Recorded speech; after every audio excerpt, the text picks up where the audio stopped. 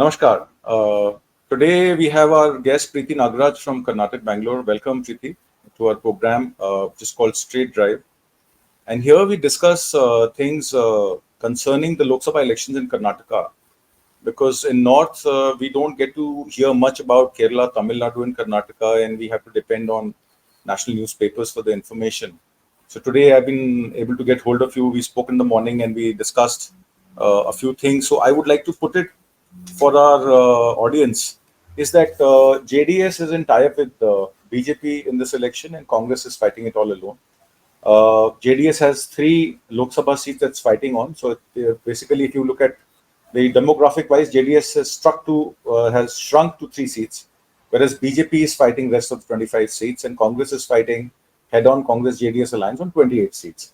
In last assembly election, Congress had a clear majority. DK Shivkumar and Siddharamaia's government is right now running on that bandwagon of higher percentage vote, and they are also planning that all these 28 seats will be fought bravely, and they claim that they'll be winning anything between 22 to 25 seats in this election. Preeti, let me put across to you, BJP national executive has been blaming Congress for the North-South divide. They say that in South, CPM, whether it's CPM, Congress, or any other party like DMK, they are not allowing the Prime Minister's welfare schemes like the Awas Yojana and the other central schemes to be implemented in South, and they are alienating the Delhi from the southern states. How far the allegation is true, as far as I Karnataka am is concerned? good afternoon, Mr. Atamjeet.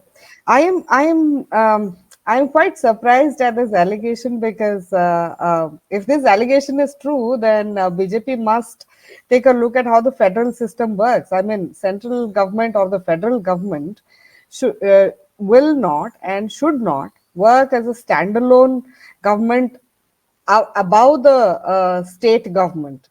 That is how the federal system works. All states entered a federal system, which means the government that holds them all together, which is central government, is not above the states, but will operate through the states.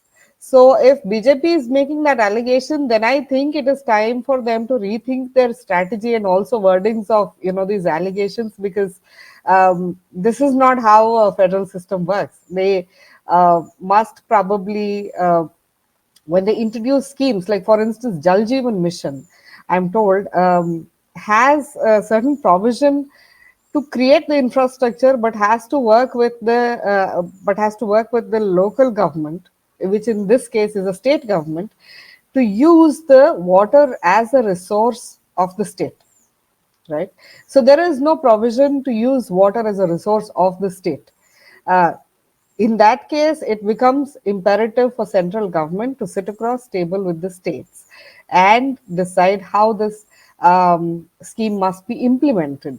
Than saying, we introduced Jal Jeevan Mission, but the states are not doing anything. Come on, I mean, this can't be. This should not be taken to the people for them to resolve. Instead, the governments must be capable of having a dialogue with each other as equals, and not as, I'm sitting here as a person who's sitting above the framework, and I'm ordering you and you need to implement this. Okay. So This is if also there is a sorry, I mean, if there's a north-south divide, it's a very historic uh, uh, gulf, I might say. We've the southern states have always resisted the top-down model of governance. We've historically demanded equal treatment. So I think that is where the whole the divide point comes in. I think it's for the two governments to resolve in each state. yes. Also, it stems from the fact that devolution of states and delimitation, what these people are saying after 2024 election, is also, worrying southern states because with devolution of states, GST share is being reduced, and also the point that once the delimitation happens, so states with the good population control measures are going to suffer in terms of representation. So I think that's the north-south divide BJP is talking about, and they themselves are to be blamed for it, not the states. Uh, Let me put you another question. JD is in alliance with BJP. And Yeah. recently, there has been this love jihad case of one murder or death which has happened in Karnataka, which is BJP is blowing out of proportion. What exactly is the matter, and why is it taking so much of political storm? Why is it in political storm right now? I would know. A few days ago, in an unfortunate incident, there were two young people who were allegedly in a relationship. So the man got sore because the girl started avoiding him. He entered her college campus, and it's caught on the CCTV camera that he stabbed her to death. So in this incident, the girl that died on the spot as an effect of continuous stabbing by her alleged jilted Paramount.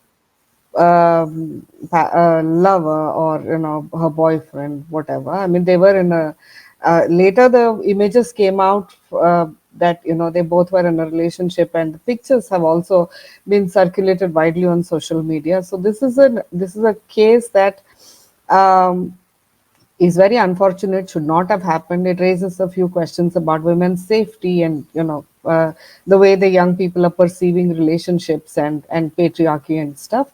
But that debate is for another day. But here, what happened was, in the eye of elections, this incident that happened in Hubli in North Karnataka, which is essentially a BJP stronghold, um, uh, was used by the BJP to further their, love jihad, um, love jihad sort of an argument that they built around the case. Um, Now, was that a love jihad? I'm not sure, because even the boy's parents gave a statement later to the media and said, he must be given the harshest of the punishment. And the girl's parents, distraught, obviously at their loss, which is very painful. Uh, the the girl's father happens to be a Congress corporator from Hubli. So, in the moment of compassion and outpouring emotions, this incident has been propagated by the BJP to suit their narrative. Whereas Congress, I mean, he was immediately apprehended. The alleged killer has been immediately apprehended, and now it's for the courts to take the case further and decide. No, but that is a very sane way of looking at it, and the BJP in the eye of elections and the pushback by the voters this time. Last time, they got a huge majority of the Lok Sabha seats. So this time there is a bit of a pushback, and I see Congress and BJP being quite confident of an equal victory, if not more, in many Lok Sabha seats. So this incident has worked to shape their narrative. Unfortunate at a very human level, it shouldn't have happened. And but there have been subsequent murders where the girl has been a Muslim, but there is no noise on that. BJP will not speak about that as some sort of a jihad or something. Okay. That's the love jihad angle. We have seen hijab controversy before the assembly election last year, Yes. and that didn't take off from wherever it started. I think it has been laid to rest since the Congress government is in force now. There was a farmer unrest on maximum retail price or maximum minimum support price, which they were supposed to get, because as MRPs are rising for consumers, the MSP for farmers is non-viable because input costs are increasing. And Yes. Siddaramaiah government promised that their rural guarantees will ensure that farmers will get the right price for the output, and they will be relaxed in terms of their crop insurance claims, and also they would get input costs at considerable prices, even the fertilizers. How far has it worked in last 1 year? Are the farmers of Karnataka happy with the Siddaramaiah government's policy which they have taken? And since they've given free bus ride tickets for passes for women, is women's safety, which was a very controversial subject earlier, has it been addressed, or has women's safety things improved in Bangalore or the Um, neighboring? In Karnataka, yeah, the Shakti scheme that you're referring to, Atamjit, that has given a lot of mobility to women who may have faced a lot of economic challenges in case they wanted to travel to far off places and all that. So within the state and in the state government run buses, which are normal buses, um, not luxury buses. There's a basic level bus that women can travel in. Just show their Aadhaar card or some proof of their identity and avail this scheme. So I have my own doubts about whether this has translated into a vote for the Congress government. People are just happy enjoying the perks, and farmers have conventionally placed their faith with the JDS, and they have a very compassionate take on Devegowda and his son HD Kumar Swamiji. So um, there will be there could be a bit of a support for the JDS in the three seats they are contesting in, but some other controversy has broken out in one of the constituencies, which is in Hassan. So we are not sure how that will pan out. When I see how this incident will affect the candidature of HD Devegowda's grandson Prajwal, who's a sitting MP contesting from Hassan. Farmers, as far as the support price is concerned, the recent victory, not sure if Congress has been able to take it to the people, but Sidramaya has been talking about it in his poll speeches that recently Supreme Court ordered that Karnataka be provided with drought relief, which will go in the form of crop insurance and crop relief to the farmers, which is up to about close to 18,500 crore. Yes, and there has been a huge debate on how Karnataka has not received its share of GST and received its share of funds from the center. And initially, the central government denied that Karnataka was just whiling away all the money on free guarantee schemes, like we have power subsidy and free power up to 200 units across the table, and there has been financial aid for women in rural areas, in non-IT paying uh, households. Does that translate into a vote for Congress? I see a huge sway happening, and since Congress hit the rock bottom last time, this time anything from there is a huge plus for the Congress. And I see BJP and Congress coming neck to neck with the number of seats they are going to win. That's a huge take because coming from nowhere to fighting 50-50, that Yeah. would be a huge comeback for the Congress. As you mentioned, Hassan, where the candidate is marred in some seedy controversy, some pen drives have been circulated of his escapades with people. Similarly, in Bangalore rural, another candidate is DK Shivkumar's brother, DK Suresh. And on the other side is Manjunath, who's the son-in-law of H.D. Dev Gowda. He's a doctor and a renowned doctor of the area where people have faith in him. But then the vocal leaguers, both the candidates are vocal leaguers. How's Yes. the vote percentage divided? Because within the same community, two candidates are there. Who would benefit? And also, nine JDS leaders shifting to Congress in this last 6 months. Is it going to brighten the prospects of DK Suresh? Because a lot of their panchayat, people in talukas and panchayats who are organizing officers have joined Congress. So will it boost the prospect of the Congress candidate, and will it weaken the H.D. Devegowda's party, where Manjunath is the candidate? Dr. Manjunath is a well-known name for having given a huge boost to a government institution like Jaideva Institute of Heart Diseases, and it's a it's it's a wonderful thing that he's contesting elections. But elections, as you know, happen at a very basic level where you're working with the panchayat presidents, you're working with the local governance, and you're working with officers, you're working with general public. So it's interesting to see. we've always had this history across states of people with great reputation coming into elections, and just the goodwill sometimes does not translate into votes. The goodwill is a goodwill, yes. People remember that he saved so many lives, but he's too nice a person to get into this mudslinging of election campaign mode. Whereas DK Suresh is a seasoned politician who's been, and his brother is a seasoned politician, deputy CM, and they've all been in the election game for way too long.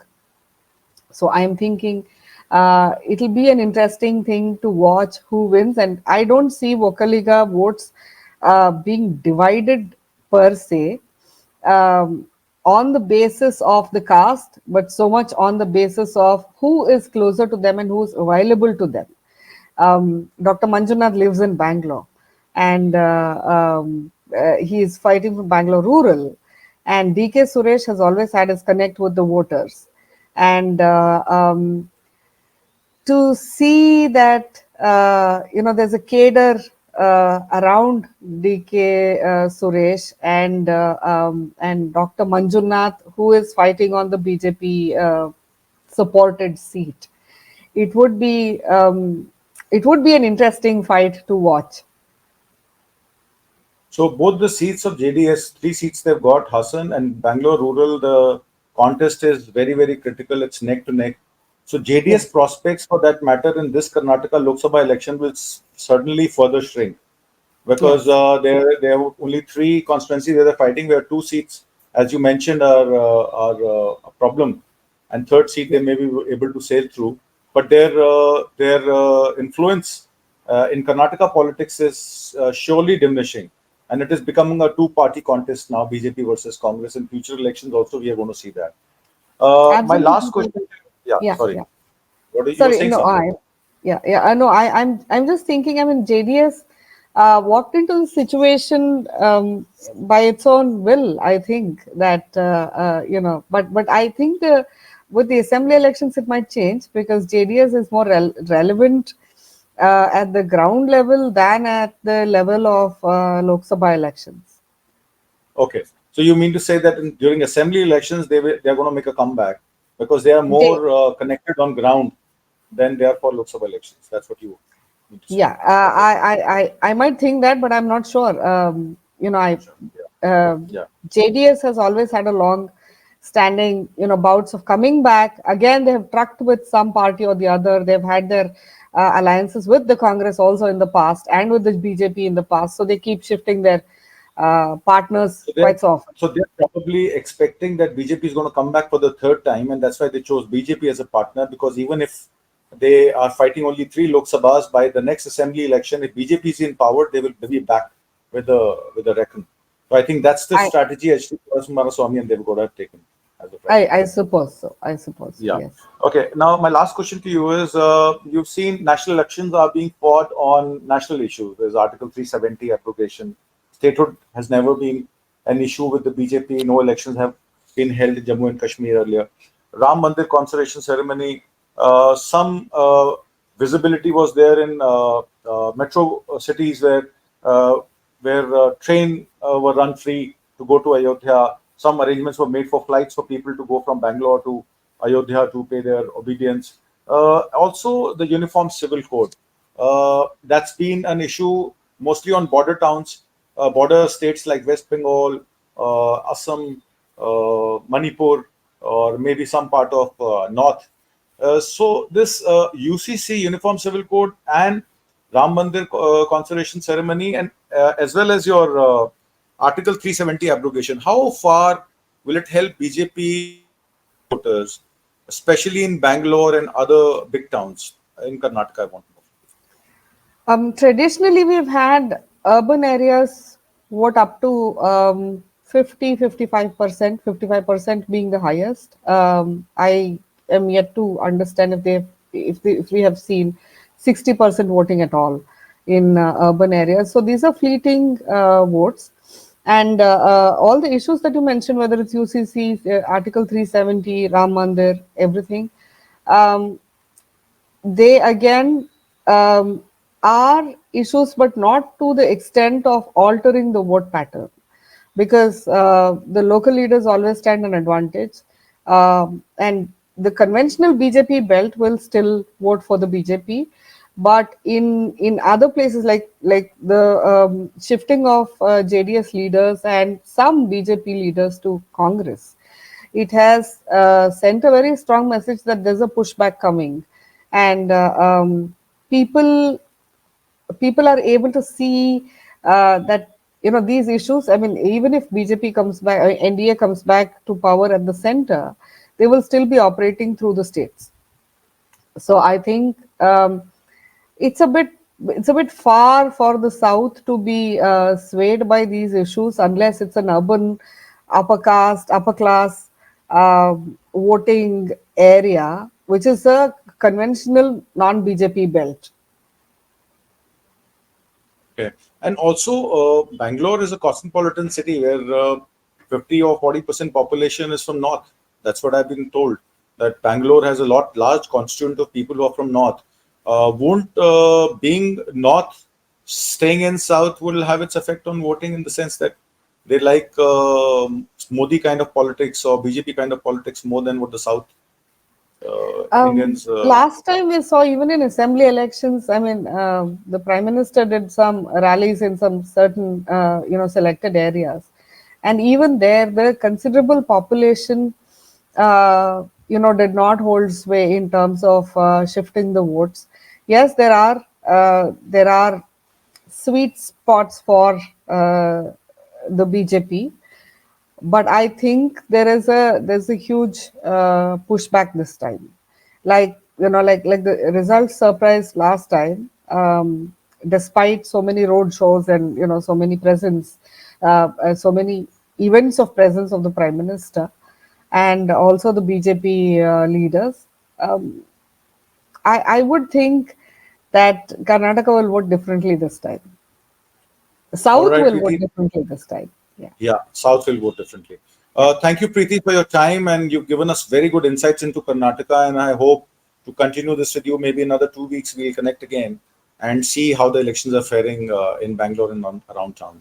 Thank Thank you you very so much. much for your time. Thank you.